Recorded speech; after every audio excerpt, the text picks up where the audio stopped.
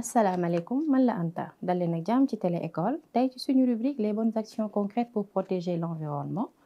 li ñu fas yéene waxtaane maanaam mooy les différents types de sol yi ñu am fii ci suñu réew muy Sénégal su ngeen taaxirloo tuuti ñu gën ko yaatal.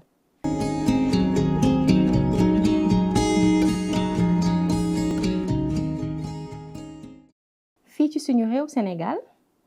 bu ñu xoolee classification bi am nañ 12 catégories principales de sol maanaam suuf dinaa leen ko limal suuf bu nekk ñaata la représenté fii ci suñu réew bu ma paree ci loolu dinaa leen indil suuf su nekk njariñam maanaam nan lañ ko war a mën a exploiter ci yan domaine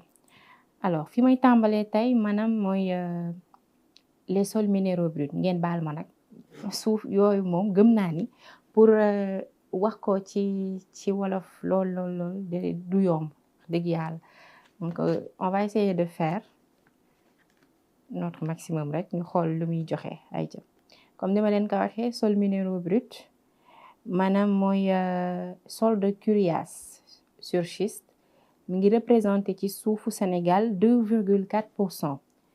lu ci ëpp mooy suuf yi nga xamante ne nii mooy dafay am day pente de forte pente lay am nañ aussi les sols minéraux bruts de curiace sur grès argileux yi nga xamante ne dafa xaw a mel ni am ban mi ngi représenté 8,1% ci territoire bi yooyu mi ngi li koy caractériser mooy ferrugineuse maanaam suuf soos dafay am fer te lu ci ëpp dafay nekk ci sommet tubulaire de quelque ci collines yi lay ëpp ci li muy nekk buñ ko xoolee am nañ aussi les sols gravillonnaires sur curiace qui représentent 11,6% du territoire yooyu suuf soosu mi ngi composé de minéraux gravillonnaires hétérogènes ak ay recouvrement superficiel sableux argilo sableux d'habitude noonu lay mel am nañ aussi ay sol brun rouge subéride sur sable qui représente 14,2% du territoire yooyu lu ci ëpp ñu ngi former les dunes ogoliennes avec une couleur rouge uniforme et une faible teneur en matière organique bariwul ay matière organique ba pare boo xoolee suuf soos lu ci ëpp dafay xaw a xonk mooy comme suuf su xonk yi comme boo xool ci nan la ci comme suufu xeeri xonk yooyu noonu la yooyu mooy les sols brun rouge am nañ aussi ay sols ferrugineux tropicaux yooyu c'est faiblement lessivé suuf si mooy sol joor yi qui représente 20% du territoire fii ci suñu réew boobu li koy caractériser maanaam texture bi c'est sableuse ba pare bariwul avec une faible teneur en carbone et en azote loolu moom lu ci ëpp mooy suuf si nga xam te ne moo nekk fii nii ci Dakar mooy les sols ferrugineux tropicaux et tout am nañ aussi les sols ferrugineux tropicaux lessivés yooyu noonu sur grès sableux argileux qui représente 17,2% du territoire yooyu mi ngi présent en horizon accumulation bi dafa bari en argile avec des taches et concrétions ferrugineuses yooyu tamit dafay am fer lu bari am nañ aussi les sols ferrugineux tropicaux lessivés curiacés sur schiste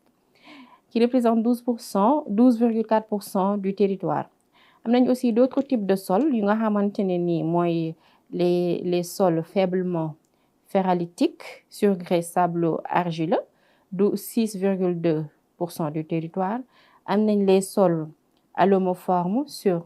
alluvion argileux 1,9% du territoire les sols hydromorphes sur argile de décantation 0,2% du territoire ak les sols hydromorphes sur argile 3,3% du territoire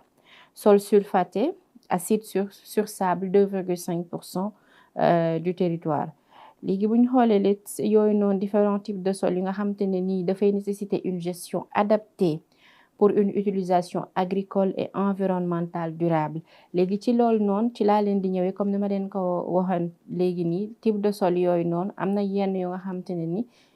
c'est destiné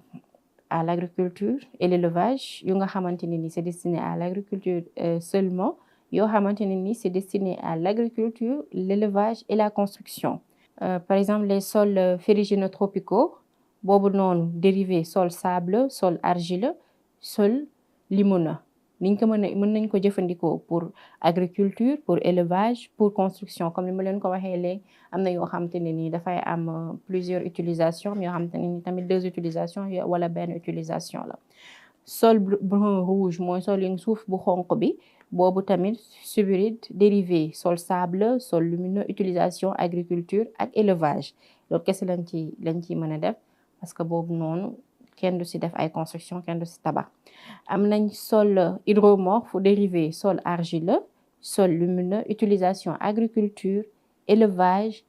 et pêche waaw boobu mooy sol hydromorphe mooy suuf su xaw a tooy bi. am na aussi les sols minéraux bruts yooyu dérivé sol sable, sol gravuleux, utilisation construction exploitation minière pour les sols minéraux bruts.